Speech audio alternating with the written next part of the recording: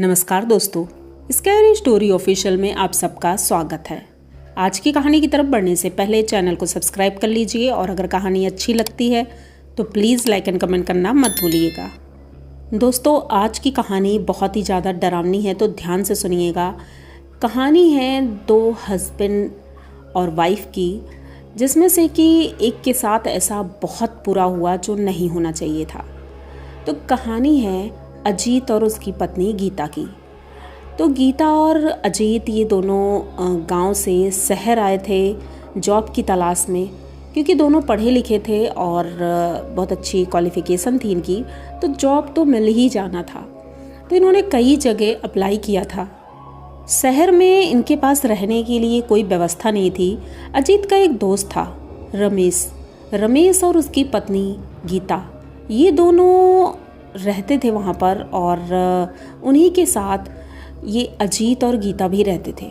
दोनों की पत्नी का नाम सेम था, इसलिए दोनों बहुत खुश रहते थे कि चलो फाइनली हम दोनों की पत्नी का नाम सेम है और हो सकता है क्वालिटी भी मिलती हो, क्योंकि दोनों की बातें भी बहुत ज़्यादा होती हैं, दोनों की बहुत अच्छी बॉन्डिंग है। तो दोनों एक ही कंपनी में जॉब करने लगे थे, पर कब तक वो रमेश के घर में रहता, ये सोच करके वो घर की तलाश में भी था कि कहीं कोई अच्छा घर मिल जाए। ज़्यादा अच्छा तो नहीं, लेकिन हाँ इतना तो ठीक है कि मतलब रहने और बाथरूम और ये सारी चीज़ें, बेसिक चीज़ें ठीक ठाक हो और ज़्यादा पैसा भी ना हो। अब ऐसा घर मिलना बड़े शहर में तो बहुत मुश्किल होता है, लेकिन अजीत और रमेश दोनों तलाश में लगे हुए थे और फाइनली उनके कंपनी के एक दोस्त ने ही बताया कि शहर से बाहर थोड़ा एक कॉलोनी है, उस कॉलोनी में अभी ज़्यादा घर नहीं है, अगर वहाँ पर तुम देखोगे तो हो सकता है कोई किराए पर घर तुम्हें मिल जाए। तो रमेश और अजीत दोनों जाते हैं और पहले तो कॉलोनी देखते हैं। कॉलोनी में ज़्यादा घर नहीं थे, कुछ घर थे लेकिन दूर दूर थे। तो इन्होंने एक दो जगह जाकर पता किया, तो एक जगह एक बड़ा सा घर था, 2 मंजिला घर था। और जब ये वहाँ पहुँचे तो इन्होंने घर देखा तो घर बहुत पुराना लग रहा था, जबकि कॉलोनी अभी नई थी, पर ऐसा लग रहा था पेंट बहुत जल्दी निकल गया है। तो ये डोर नॉक करते हैं, अंदर जाते हैं। तो जो मकान मालिक थे उनमें से एक बुज़ुर्ग आदमी थे, उन्होंने दरवाज़ा खोला था, उन्होंने अंदर बिठाला इनको, बातचीत की। तो अजीत ने बताया कि हमें किराए पर घर चाहिए और मैं यहाँ काम करता हूँ, मेरी पत्नी है। तो बुज़ुर्ग कहते हैं चलो कोई बात नहीं, आप जितना पैसा दे दोगे हम ले लेंगे, क्योंकि हमें भी चाहिए कि हम यहाँ अकेले रहते हैं और कोई हमारे साथ रहेगा तो सही है। जितना यहाँ का किराया बनता हो आप वैसे ही दे देना। उस वक्त की बात है जब 1000 रुपये में अच्छा खासा घर मिल जाता था। तो 1000 रुपये में इनको वो घर मिल गया। उसमें एक कमरा था और किचन, बाथरूम सब कुछ था। अब ये लोग खुश होते हैं कि दूसरी मंजिल पर वो कमरा था और नीचे मकान मालिक रहते थे और कोई भी किराएदार नहीं थे। इन्होंने सोचा चलो ये भी ठीक है कि मकान मालिक और उनकी पत्नी थी। पत्नी फ़िलहाल घर में नहीं थी, कुछ दूरी पर कीर्तन हो रहे थे, तो मकान मालकिन वहाँ गई थी, तो ये उनसे मिल नहीं पाए थे। तो घर तो फाइनल हो गया। अब दोनों बहुत खुश थे, दोनों घर आते हैं और गीता को बताते हैं। गीता बहुत खुश होती हैं कि चलो फाइनली घर फाइनल हो गया है, अब हम सब शाम को चलेंगे और देख कर आएंगे एक बार। तो चारों लोग शाम को जाते हैं वहाँ पर, घर देखते हैं, घर पसंद आ गया और ये लोग दूसरे दिन सुबह ही शिफ्ट हो जाते हैं। शिफ्टिंग में इतना ज़्यादा थक गए थे कि पूरा दिन लग गया। एक दिन की छुट्टी अजीत ने ली थी और चारों लोग मिल करके घर का सामान शिफ्ट करते हैं। ज़्यादा सामान नहीं था, पर हाँ ज़रूरत का सामान तो था ही। तो वो सारा सामान सेट करके अब रमेश और गीता चले जाते हैं अपने घर, और अजीत और इनकी पत्नी गीता ये लोग यहाँ आराम से लेटे हुए थे, क्योंकि खाना तो वो रमेश के घर से ही खा कर आए थे और थोड़ा सा ले कर आए थे, जिस वजह से शाम को बनाने की ज़रूरत नहीं हुई। दोनों लोग खा कर लेट गए और बहुत खुश थे कि चलो फाइनली घर मिल गया, अब अपना घर होगा, प्राइवेसी होगी और उन लोगों को भी अब सुकून रहेगा, क्योंकि एक कमरे में 4 लोगों का रहना बहुत मुश्किल था। तो अब ये लोग यहाँ शिफ्ट हो गए थे, 2-4 दिन हो गए थे।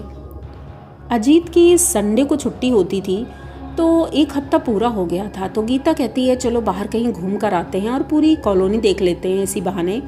तो अजीत कहता है चलो ठीक है, शाम को जल्दी ये लोग खाना वाना खा लेते हैं 8-9 बजे तक और खाकर टहलने के लिए बाहर निकल जाते हैं।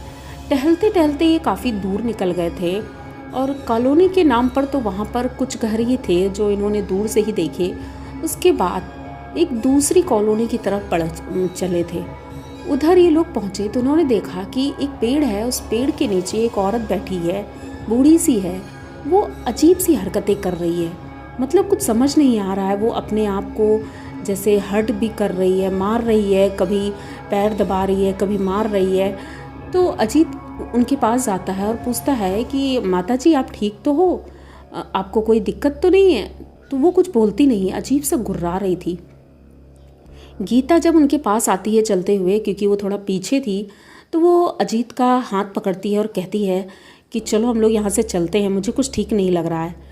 तो अजीत भी कहता है चलो ठीक है हम लोग चलते हैं। अब ये लोग वहाँ से बस चल पड़े थे और जैसे ही थोड़ा आगे बढ़े तो गीता को लगा कि जैसे उसके कान के पास आकर के कोई कुछ बोल रहा है।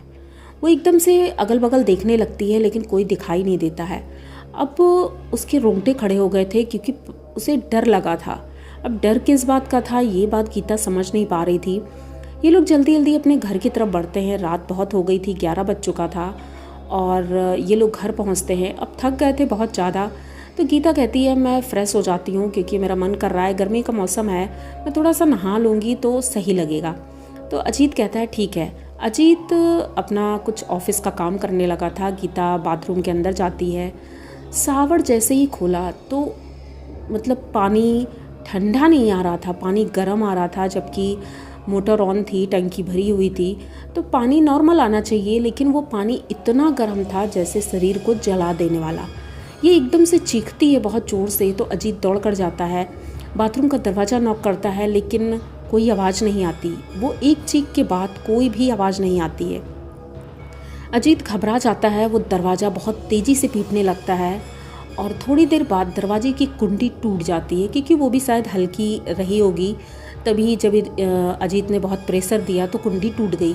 जब ये अंदर जाता है तो देखता है कि गीता ज़मीन पर पड़ी है और वो होश में नहीं है। तो अजीत उसे अंदर लेकर आता है, बेड पर लिटाता है, होश में लाने की कोशिश करता है।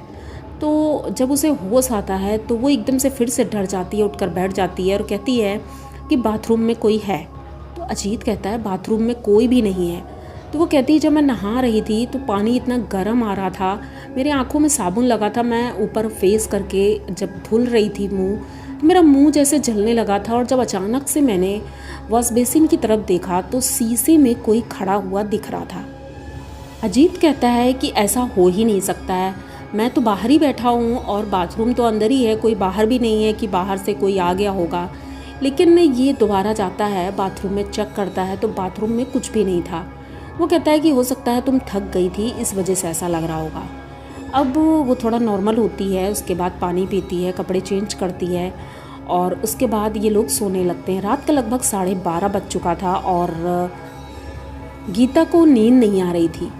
गीता बार बार करवटें बदल रही थी और अचानक से लाइट चली जाती है।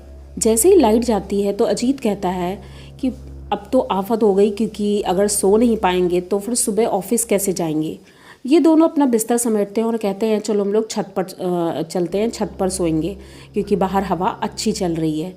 गीता का मन तो नहीं था लेकिन अजीत की वजह से वो साथ साथ चल देती है। अभी लोग छत पर जाते हैं, छत पर ज़मीन पे ही चटाई बिछाते हैं, बिस्तर लगाते हैं। उसके बाद जैसे ही लेटे थे तो अजीत तो सो गया क्योंकि उसे नींद बहुत तेज़ आ रही थी, लेकिन गीता को अभी भी नींद नहीं आ रही थी। तो वो उठ करके टहलने लगती है। छत की बाउंड्री से जब बाहर देखती है तो बाहर गेट के पास कोई खड़ा हुआ दिखता है जो काले कपड़ों में है और वो ऊपर की तरफ ही देख रहा है। इसे समझ नहीं आता है कि वो आदमी है या औरत है, लेकिन कोई तो खड़ा है। गीता डर जाती है, वो सोचती है क्योंकि मकान मालिक भी बूढ़े हैं और अगर कोई चोर होगा तो प्रॉब्लम हो सकती है, इसलिए ये लगातार उसे देखती रही। पहले तो इसने सोचा कि अजीत को जगा देती हूँ, लेकिन फिर सोचा उसकी नींद खराब हो जाएगी और सोचती है कि मैं देखती रहूँगी और कोई प्रॉब्लम होती है तो फिर अजीत को जगा दूँगी। अब ये लगातार देख रही थी। वो परछाई नुमा जो इंसान था या आदमी था, क्या था, वो धीरे धीरे घर की तरफ बढ़ रहा था। अब गीता लटक कर देखने लगती बाउंड्री से, क्योंकि वो छज्जे से थोड़ा नीचे आ गया था। तो लटक कर देख रही थी तो गेट तो बंद था, लेकिन वो परछाई दीवार से वो ऊपर की तरफ आ रही थी। अब ये देख करके गीता बहुत ज़्यादा डर जाती है कि कोई इंसान तो ऐसा नहीं कर सकता है, आखिर ये है कौन। अब ये एकदम से चिल्लाने लगती है, अजीत को जगाती है। अजीत जाता है उसके पास, वो भी देखने की कोशिश करता है, लेकिन वो चीज़ अजीत को नहीं दिख रही थी, वो सिर्फ गीता को दिख रही थी। गीता अभी भी चिल्लाई जा रही थी, लेकिन अजीत को कुछ भी नहीं दिख रहा था। अब अजीत कहता है कि शायद तुम्हारा दिमाग ख़राब हो गया है और तुम। गीता की हालत दिनों दिन ख़राब होती जा रही थी। गीता को वो औरत घर के अंदर दिखाई पड़ती थी और गीता बहुत ज़्यादा डरी हुई रहती थी। अजीत सोचता था इसे शायद कोई दिमागी बीमारी हो गई है। उसे डॉक्टर के पास ले जाता है, चेकअप कराता है, लेकिन कुछ भी समझ नहीं आता है। डॉक्टर भी समझ नहीं पा रहे थे। अब वो दिनों दिन कमज़ोर होती जा रही थी, बहुत ज़्यादा चिड़चिड़ी और एक ऐसी औरत जो गुमसुम बैठी रहती है। अजीत जब ज़्यादा परेशान हो जाता है तो वो रमेश से बात करता है, रमेश और गीता से पूरी बात बताता है। तो वो दोनों घर आते हैं। जब गीता की कंडीशन देखते हैं तो गीता एकदम मेंटल लोगों की तरह हरकतें कर रही थी। कभी वो आटा कच्चा खाने लगती थी, कभी वो अपने बाल ऐसे ही नोच रही है, कभी खुजला रही है, मतलब अजीब अजीब सी हरकतें। और उसकी आवाज़ जैसे बदल गई थी, गुर्रा कर बोलती थी। ये सारी हरकतें नॉर्मल नहीं थी। गीता कहती है रमेश की पत्नी कि हमें किसी मंदिर चलना चाहिए, शायद मंदिर में ही अब कुछ हो सकता है। तो अजीत वैसे तो कुछ मानता नहीं था, लेकिन थोड़ी दूरी पर एक काली माता का मंदिर था, तो वहाँ पर ये लोग जाते हैं। जैसे ही मंदिर के अंदर जाते हैं तो सब लोग तो चले जाते हैं, लेकिन गीता नहीं जा रही थी। उसे किसी तरह ज़बरदस्ती लेकर जाया जाता है। तो वहाँ के पुजारी जैसे ही देखते हैं गीता को, वो समझ जाते हैं कि इसके ऊपर किसी प्रेत का साया है। तो उसे एक तरफ बैठालते हैं और तब पंडित जी उनके पास आते हैं, बताते हैं कि क्या तुम लोग कुछ दिन पहले किसी ऐसी जगह पर गए हो जहाँ पर नहीं जाना चाहिए? कोई ऐसा संदिग्ध मिला है जो नहीं मिलना चाहिए? अजीत याद करने की कोशिश करता है तो वो बताता है कि हम दोनों टहलने के लिए अपनी कॉलोनी में थोड़ी दूर तक चले गए थे। वहाँ पर एक बुज़ुर्ग महिला मुझे मिली थी। उसके बाद से ही इसकी तबीयत कुछ ठीक नहीं लग रही है। तो वो कहते हैं वो कोई बुज़ुर्ग महिला नहीं थी, वो एक प्रेत थी, चुड़ैल थी। और जहाँ तुम गए थे वहाँ पर कहते हैं सालों पहले एक कब्रिस्तान था। कब्रिस्तान धीरे धीरे अब ख़त्म हो गया, लेकिन वहाँ पर अभी भी प्रेत आत्माएँ घूमती रहती हैं। तो वहीं से वो प्रेत आत्मा तुम्हारी पत्नी के पीछे लग गई थी और वही परेशान कर रही थी। अब ये लोग ये सुन करके तो बहुत ज़्यादा घबरा जाते हैं और उनसे कहते हैं कि आप मेरी पत्नी को बचा लीजिए। अब पंडित जी परेशान होते हैं कि अमावस्या की रात है और अगर आज कुछ गलत हो गया तो शायद हम इसे बचा नहीं पाएंगे। पंडित जी अपनी तरफ से पूरा प्रयास करते हैं, पर वो रात तो किसी तरह निकल जाती है। लेकिन दूसरे दिन सुबह ही पंडित जी पूजा करके सुबह लगभग 5 बजे अपने घर चले गए थे और उन्होंने कहा था मैं 8 बजे तक फिर आऊँगा। लेकिन उस बीच में अचानक पता नहीं क्या होता है कि जब अजीत कमरे में जाता है तो देखता है कि गीता जीवित नहीं है, उसके प्राण नहीं हैं, वो जिंदा नहीं है। वो उसे हॉस्पिटल लेकर जाता है, डॉक्टर उसे मृत घोषित कर देते हैं। अब ये बहुत रोता है, परेशान होता है, पंडित जी के पास जाता है। तो पंडित जी कहते हैं कि शायद वो गीता को ले गई है, क्योंकि वो ले जाना चाहती थी। मैंने उसे बांधा था, लेकिन कुछ ना कुछ ऐसा हुआ है जो नहीं होना चाहिए था। तो अजीत कहता है कि हाँ मैं बाथरूम में गया था, तो आपने जो धागा बांधा था गीता के हाथ में, वो धागा उसके हाथ में नहीं था। तो पंडित जी कहते हैं इसी वजह से वो आत्मा इसके शरीर में फिर से प्रवेश कर सकी और उसे अपने साथ ले गई। अब ये तो जो भी होना था हो ही गया, लेकिन अजीत अब अकेला हो गया था, बहुत ज़्यादा दुखी था। और रमेश और उसकी पत्नी भी आ जाते हैं और वो लोग भी उनके दुख में शामिल होते हैं। उनका क्रियाकर्म किया जाता है और अजीत वो घर छोड़ करके वहाँ से चला जाता है, क्योंकि इस घर में उसकी यादें थी और वो बहुत परेशान रहता था। तो वो वहाँ से छोड़ करके गांव चला जाता है। तो अजीत और गीता की ये कहानी आप लोगों को कैसी लगी? अगर अच्छी लगी हो तो प्लीज़ चैनल को सब्सक्राइब करिए, लाइक कमेंट करिए, शेयर करिए और बने रहिए हमारे साथ। मिलते हैं फिर किसी नई कहानी में, तब तक के लिए डरते रहिए।